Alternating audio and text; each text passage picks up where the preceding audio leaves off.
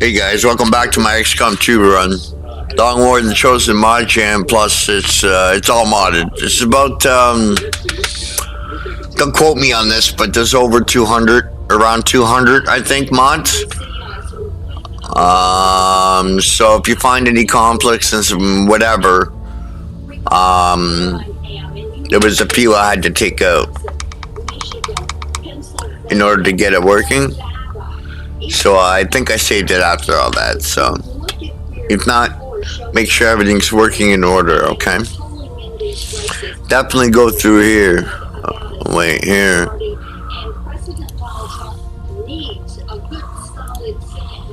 Check your shit. On judicial appointments, on cabinet appointments, and making certain that we put that focus on reducing the size and the cost of federal government to the taxpayer. Our government is overspent, taxpayers are overtaxed, and they're saying, let's get this country on the right track. They know that Donald Trump will do that. Shrinking the government is something that people talk about, but it rarely seems to happen. Do you think that's actually possible under a President Trump? I think with over $35 billion in debt, John, what people are saying is it is time to right-size the federal government.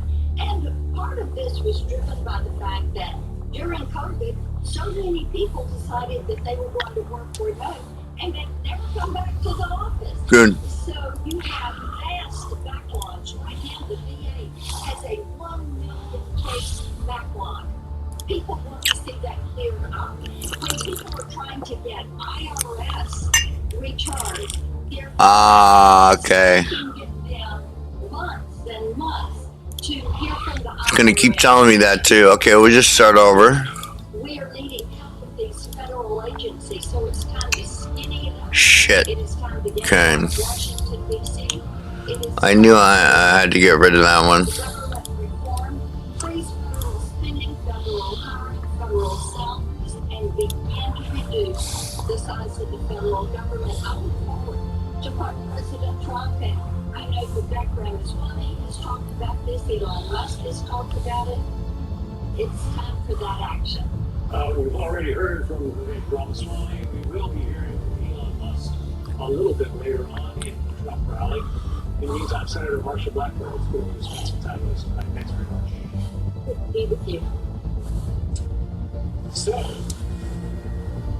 former President Donald Trump set to speak getting in and now as that starts to the rally in the heart of Midtown Manhattan. He is headlining Madison Square Garden for a sold-out crowd of thousands of supporters. We don't exactly know. Aisha Husky is standing by, and she has more for us now. Good evening to you, John. I think we're at capacity now. We have to be, if you can imagine what the concert might look like, is four seating. That's where we're at right now. And Excellent. That looks good.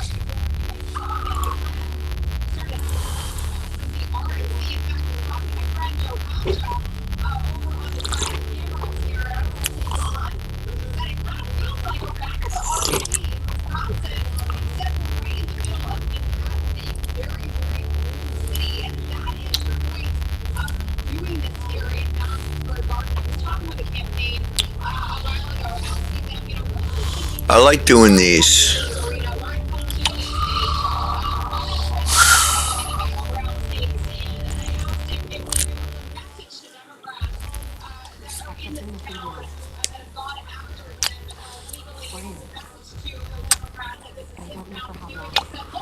It's just a message that this is about packing a very large arena, and it's about showing that there are Trump supporters in blue states as well as red states, and that they're Where they're leading us into a trap, a really obvious trap. We've made an army in there right now. really all over the country, really blue states to get out there and vote as well. So you're going to probably hear more of that tonight as well when he gets up at the stage and talks. We've still got a slew of speakers ahead, big names ahead. So we're not looking at the president coming out anytime soon, but people here, I mean, the energy is electric. I haven't felt anything like this probably since the RNC.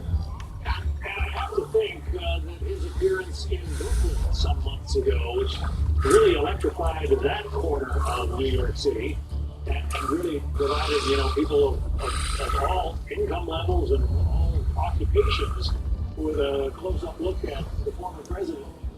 That has to figure into their thinking when they decided to put Madison Square Garden.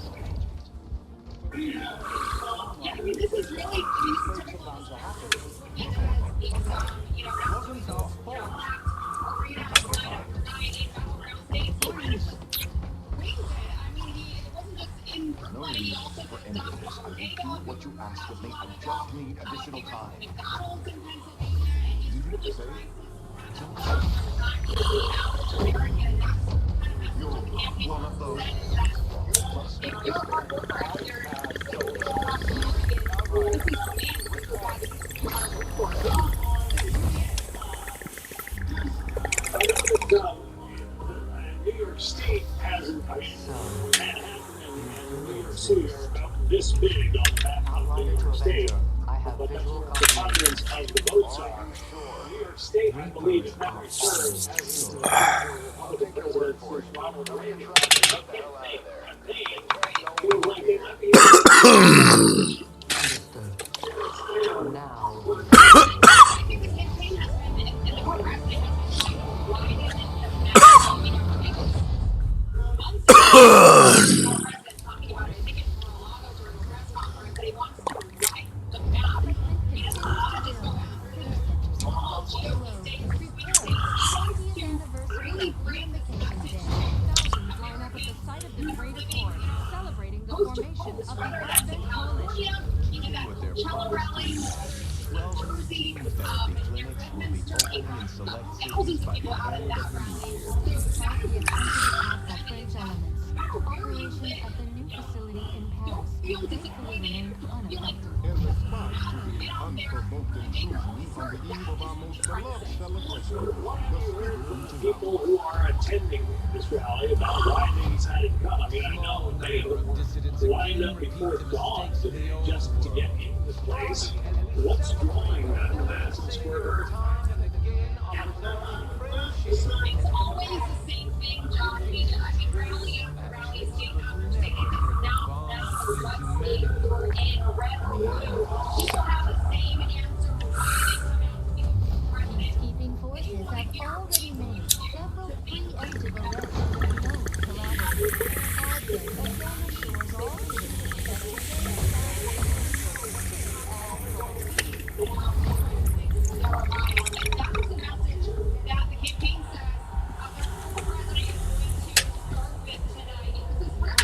Kicking off this vital pitch, vital message to the American people. In really but 9 days we have left here, and he's going to talk about the economy and immigration and the immigration crisis affecting New York City residents here that are dealing with it really on every street corner. They want to know what he's going to say. They're actually here not just to see him, because for so many people here he's a rock star, right? If they love taking pictures of him when he gets on stage. All right, I shall see with former President Trump at Madison Square Garden, where his rally is going on live right now. I shall thank you. So the election just over a week away, former President Trump seems to be boosting Republican Senate challengers, specifically the races in Pennsylvania and Ohio. Republicans have high hopes of flipping seats in the Senate as Democrats attempt to flip seats in the House. Well, let's bring in real Such a dope ass beginning to a game. I have to admit, it's kick ass. Good of you to be with us. It's an interesting night and a dynamic time. Republicans think they can win back the Senate and not just by a seat, but maybe not to a Senate. Well, I think right now the political dynamic is very interesting because what we see from Senate candidates is that the Republicans feel that Donald Trump is a net benefit to them, while some of these Democratic challengers and incumbents, they fear that Vice President Harris could actually hurt them. And we see this across the board in states like Ohio and Arizona. You have Republicans encouraging voters to not just go out and vote for Donald Trump, by the way, support the Republican Senate candidates there, like LeRink and Bernie Moreno. But then on the Democratic side, you see, for instance, in Wisconsin, Senator Tammy Baldwin is holding Harris and I's flank. And then in Pennsylvania, like we just mentioned, Senator Bob Casey, he's actually kind of this close to election day, pointed all the time that he's boxed Biden and Harris. So it's especially interesting moment to look at, not just the top thing, some of these down ballot races. Yeah, that Pennsylvania race in particular, Bob Casey, as you say, looking at it and saying, I'm with Trump sometimes. But David McCormick, his Republican challenger, I've seen some polling that indicates he's pulling him in. Yeah, and right now what we've seen is that McCormick, he's had a measure much better good the last Republican, Donald Trump who tried to win against Senator Diggs' Fetterman. I think that, we've seen some of these candidates who have really been able to hitch their wagon to Donald Trump to argue that they are part of this new Republican wave, that they're not just the old Republicans that we're going to traditional conservative world, like that are going to represent some of the things that we're hearing from Bobby Kennedy on stage. Republicans have done that very effectively. Races where the Democrat incumbent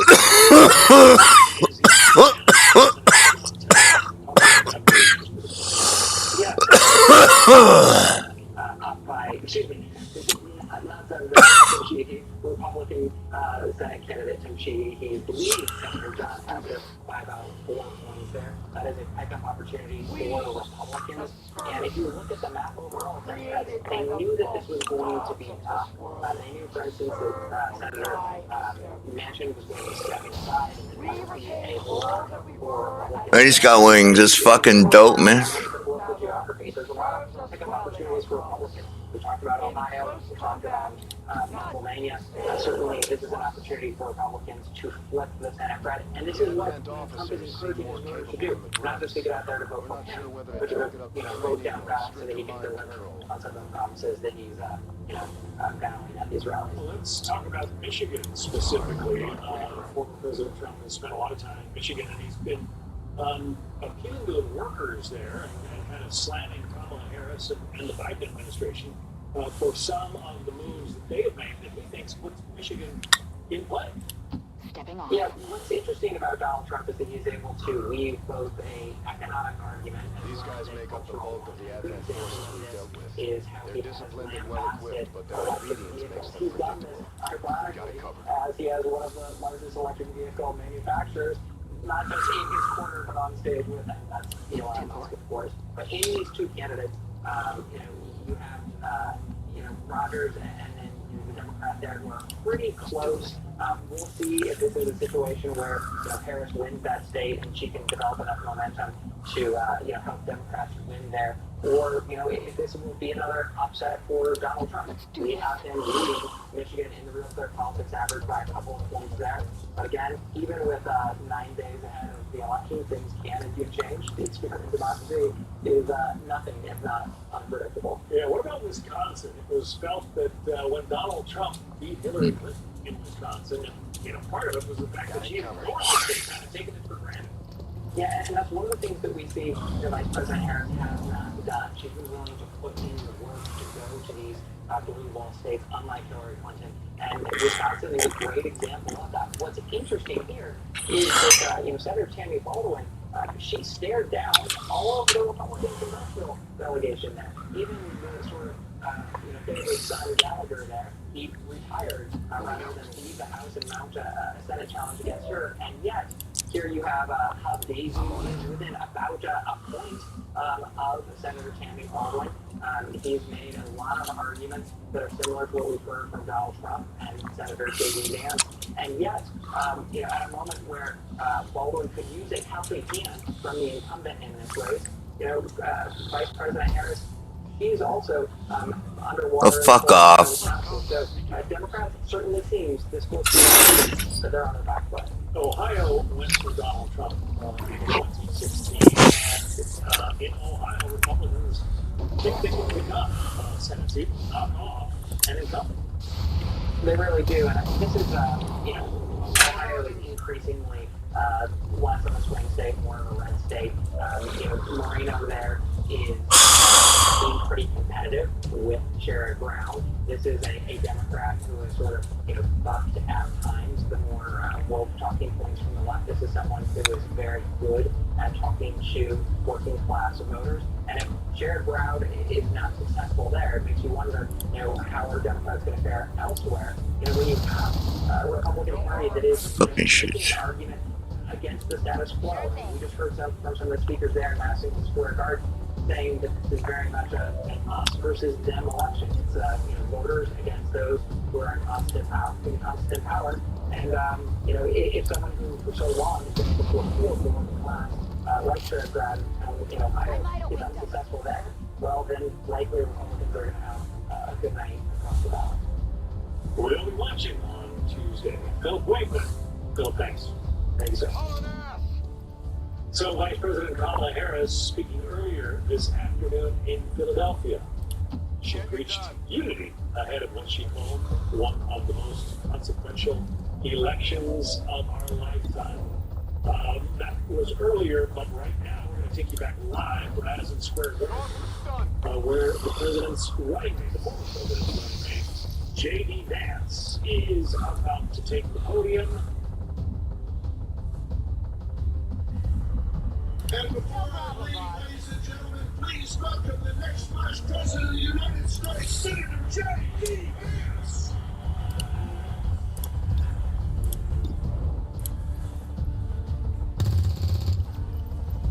That is not good. Obviously, this is a speech you're going to want to hear, and we're going to let you hear it. J.D. Vance, something of a surprise pick among many in the Republican Party when he was chosen to be the running mate of target location. Donald Trump. But the Ohio senator has acquitted himself quite well on the campaign trail, according to most observers. And he is certainly electrifying this crowd right now. So let's listen in to some of the music and some of the crowd as they get ready to welcome J.D. Vance. Right wings, the microphone there in Madison Square Garden in downtown.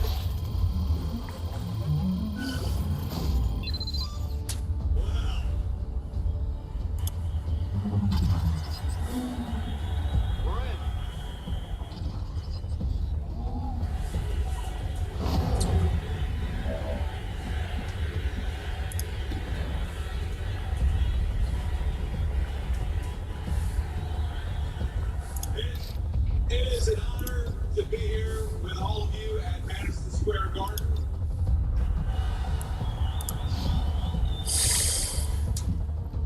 Now think about this, for more than a century, America's most celebrated heroes and legends have made history inside this iconic arena. This, where we stand, is where the greatest of all time, Muhammad Ali, faced Joe Frazier in the fight of the century. It's where the King, Elvis Presley, played for 80,000 screaming fans. It's where the immortal Hulk Hogan pinned the Iron Sheik and let Hulkamania run wild.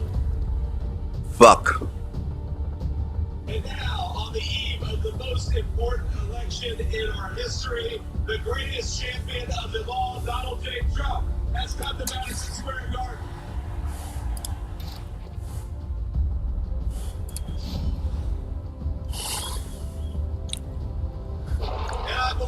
In just 8 short days, we are going to turn the United States of America around and make Donald J. Trump the President of the United States. Shit.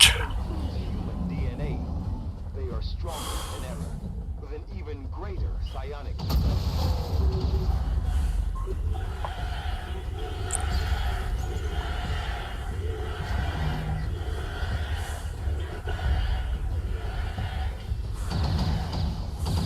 Now, my friends, I've got the easiest job in American politics.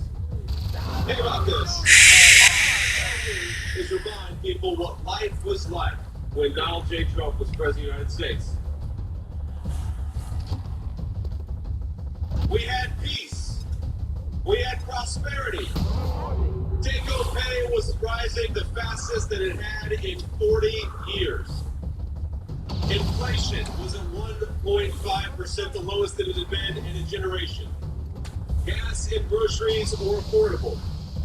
And when Donald Trump was president, we had the most secure border in the history of this country.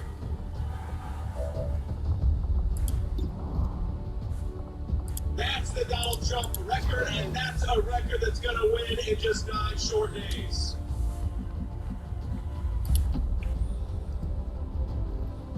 Now I'm going to make you surprise a little bit of the folks in this arena, because I'm going to be a little bipartisan. I'm going to talk about Governor Tim Walz, and I got to be honest with you, I feel bad. No. I am almost out of ammunition. Well, spare prayer for Governor Tim Walz, Ammunition. because he's got the hardest job in American politics. On my way. He's got to convince the American.